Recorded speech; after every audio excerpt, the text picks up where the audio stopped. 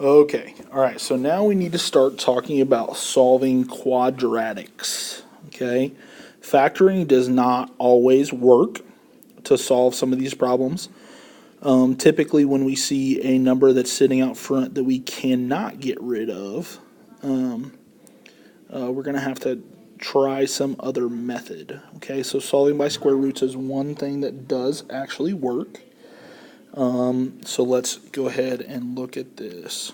Okay, we're actually going to skip over number 1 because the formatting got messed up with it. So let's look at 2 and 3. So the important part about solving by square roots is that you're actually able to take a good square root.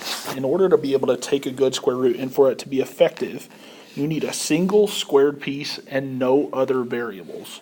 So in number 2, I see that I have an x squared, and I see that there are no other variables in the problem, which is good. That means I can solve by square roots.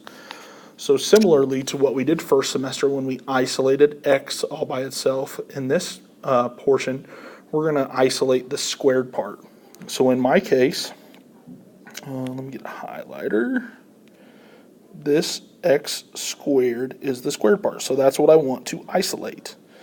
Okay, so let's go ahead and isolate it. So I would do it just like a regular equation, add 72 to both sides. So I get 2x squared equals 72. Then in order to get the x squared by itself, I'm going to have to divide by 2. So I end up with x squared equals 72 divided by 2 is going to be what, 36? Okay. Now that I've isolated the square part, now I can solve by square roots. So once I get that part all by itself, then I just take the square root of both sides because square roots and squares cancel. So that's going to leave me with my x. And then the square root of 36 is going to be plus or minus 6.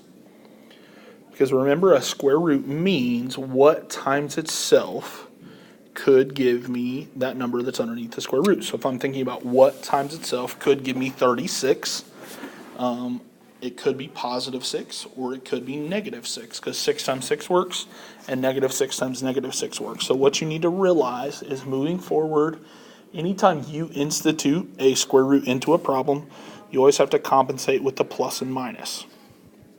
Okay, so looking at number 3, I see a single piece squared. It's okay that that piece is x plus 2. It's okay that that whole piece is in parentheses, but that whole piece is squared, so I'm allowed to do that. I see no other variables anywhere else in the problem, so I am able to solve by square roots. So I see that my piece that's being squared, that's this whole set of parentheses, is already isolated, right? There's nothing out here. There's nothing behind it. The plus 2 is inside the parentheses, so I don't need to do anything with that. There's no other stuff on the same side of the equal sign with this part. So I start right off the bat solving by square roots. So square root both sides. The square root of 196, I think, is 13. Yep, it is. Nope, that's 169. Let's try 14.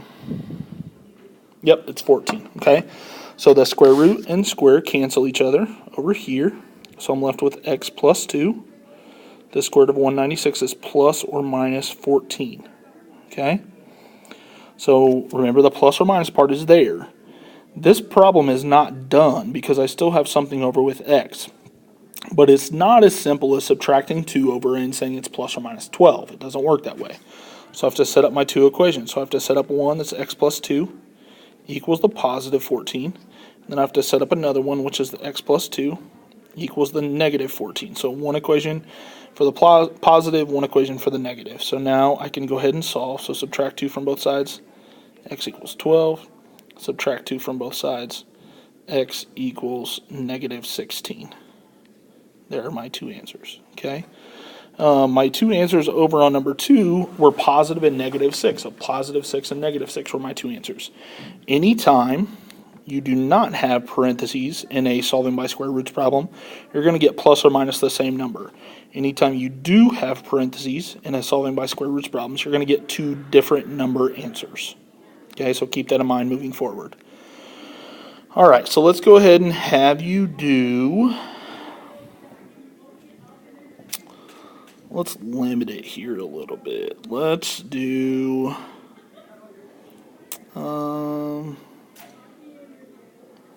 Let's do 5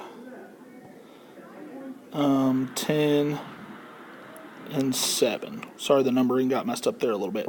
Do 5, 10, and 7. So go ahead and pause the video. Do 5, 10, and 7, and then unpause when you're ready for me.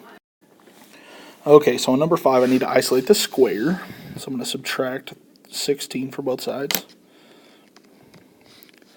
So I have negative 3x squared equals negative 27. Divide by negative 3 on both sides. I get x squared equals 9. Then I can solve by square roots. So x equals plus or minus 3. Okay, down to number 10.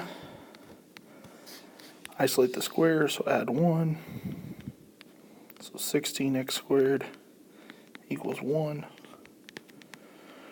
Divide by 16. X squared equals.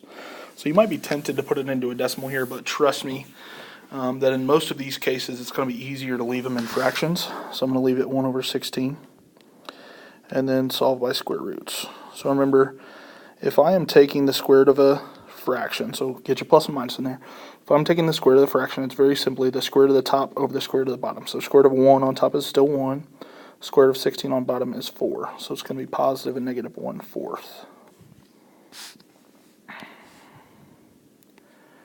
And then number 7, it's the square part is already isolated because everything else is inside the parentheses, so I don't need to get rid of any of that. So I go ahead and solve by square roots right off the bat. The square root and square cancel, so I'm left with 2x plus 7 equals 49. So the square root of 49 is plus or minus 7. Now remember, I have to break it into two equations. So I have 2x plus 7 equals 7 and 2x minus 7 equal. Oh, nope, I messed that up. Sorry about that. So 2x plus 7 equals 7 and 2x plus 7 equals negative 7. I got my negative in the wrong spot. So now I go ahead and subtract. That's a 7, not a 2. So I have 2x equals 0. Divide by 2. And x is 0. Subtract 7. 2x equals negative 14. Divide by 2. And x is negative 7. So 0 and negative 7 would be my two answers there.